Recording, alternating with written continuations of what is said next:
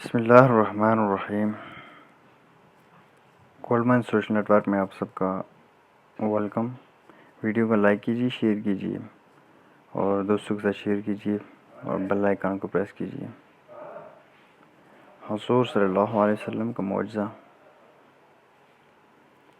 حضرت ام سلمہ رضی اللہ عنہ فرماتی ہیں، جس دن آپ صلی اللہ علیہ وسلم نے اس دنیا سے پردہ فرمایا، اس دن میں آپ نے آپ صلی اللہ علیہ وسلم کے سینہ مبارک پر ہاتھ رکھا تھا۔ اس کے بعد ایک زمانہ گزر گیا، میں اس ہاتھ سے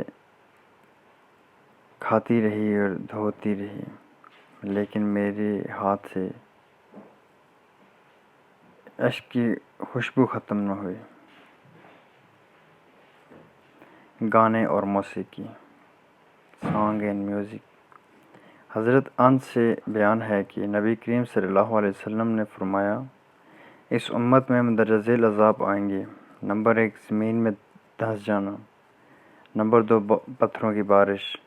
نمبر 3، شکل صورت کا بدل جانا۔ یہ عذاب تب آئیں گے جب لوگ شراب پئیں گے، گانے والی لونڈیاں اختیار کریں گے اور آلات موسیقی استعمال کریں۔